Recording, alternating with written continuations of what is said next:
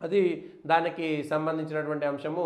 నిన్న వెంకయ్యనాయుడు 75వ పుట్టినరోజును ఘనంగా చేశారు. ఆయన మీద వచ్చినటువంటి పుస్తకాలను స్వయంగా నరేంద్ర మోడీ ఆవిష్కరించారు. ఇక్కడ హైదరాబాద్లో కార్యక్రమం జరిగింది. వర్చువల్గా వెంకయ్యనాయుడు పైన వచ్చినటువంటి దాంట్లో వెంకయ్యనాయుడు దేశానికి పార్టీకి చేసినటువంటి సేవలను కొనియాడారు. వెంకయ్యనాయుడు మళ్ళీ నిన్న మాట్లాడిన దాంట్లో ఏమిటి, రాజీనామా చేశాకే పార్టీలు మారాలనేది గతంలో చెప్పారు, ఇప్పుడు చెప్తున్నారు, ఉపరాష్ట్రపతిగా ఉన్నప్పుడు చెప్తున్నారు.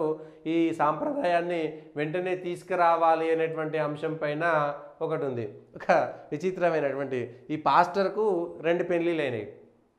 ఒక పెళ్ళైన తర్వాత పిల్లలు లేరని ఇంకొక పెళ్ళి మొదటి భార్యనే చేసిందా, ఆయన చేసుకున్నది తెలియదు. మళ్ళీ ఆయన ఇప్పుడు ఇంకొక ఆమెను ప్రేమించిండని 2 భార్యలు కలిసి 3వ పెళ్ళి చేశారు.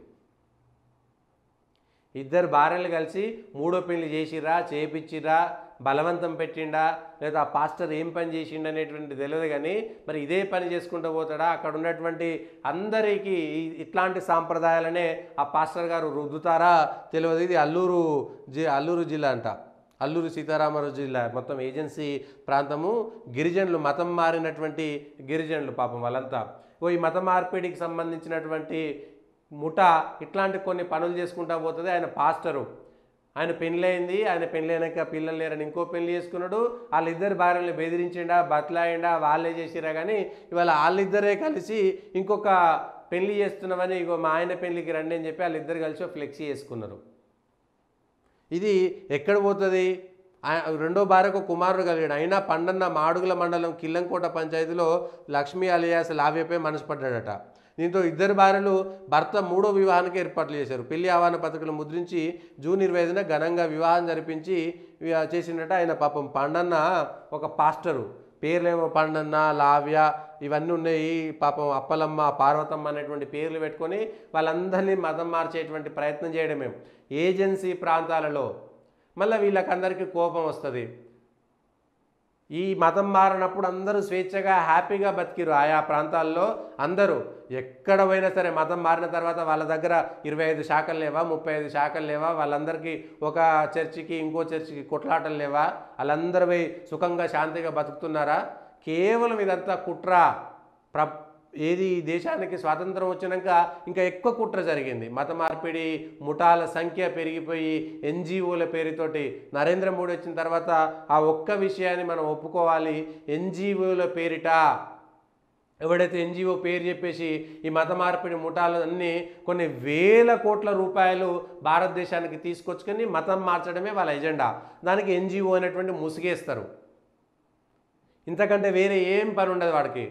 ఒక ఊర్లో ఉండేది అధికారికంగా 5 మందో 6 మందో క్రిస్టియన్లు ఉంటారు, కానీ 10-12 చర్చిలు ఉంటాయి ఆడ.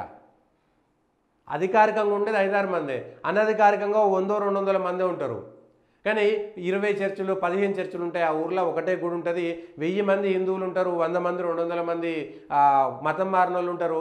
అధికారికంగా మేము క్రిస్టియన్స్ అని క్లెయిమ్ చేసుకునేటువంటి వాళ్ళు 5 మందో 10 మందో ఉంటారు. కానీ అదే ఊర్లో 10-15 చర్చిలు ఉంటాయి. ఒకటి పెద్ద చర్చ్ ఉంటుంది, ఒకటి మధ్యలో చర్చ్ ఉంటుంది, ఒకటి ఇది ఉంటుంది, ఒకటి అది ఉంటుంది. మళ్ళీ తెల్లారితో ఒకటి గుడి చేస్తాడు, ఒకటి సైకిల్ మీద తిరుగుతుంటాడు, ఒకడు పొద్దుగాలు వేస్తే ఆదివారము 66 రకాల మంది తిరుగుతుంటారు టెంట్లు వేసుకొని. ఇది భారతదేశాన్ని చీల్చేటువంటి కుట్ర. ఏ మతాన్నైనా సరే భారతదేశం హిందూ మెజారిటీగా ఉన్నప్పుడు మాత్రమే స్వేచ్ఛగా బతకగలుగుతుంది. ఎక్కడో ఒకటో రెండో చిన్న చిన్న లోటుపాట్లు ఏదైనా ఉంటాయి. ముస్లింలలో 66 శాఖలు లేవా? సున్నీలు షియాలు కొట్లాడుకొని చస్తలేరా దేశాల మధ్యన యుద్ధం అవుతుంది కదా. పాకిస్తాన్లో వాళ్ళు కొట్లాడుకొని చస్తలేరా?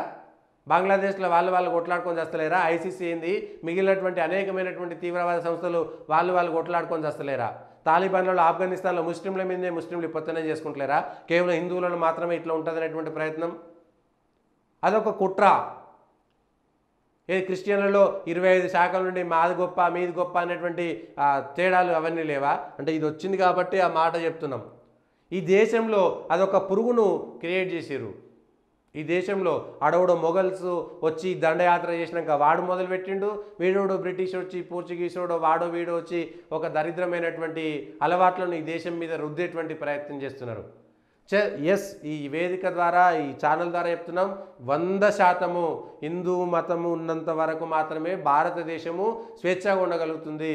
లేకపోతే కేరళలో కనుక వాడెవడో మేము ఎక్కువ మంది ఈ జిల్లాలో ముస్లింలు ఉన్నాం కాబట్టి జిల్లా కలెక్టర్ ముస్లిమే రావాలనేటువంటి ర్యాలీలు చేసినటువంటి ఉదంతాలు ఉదాహరణలు మనకి ఈ దేశంలో కనబడుతున్నాయి.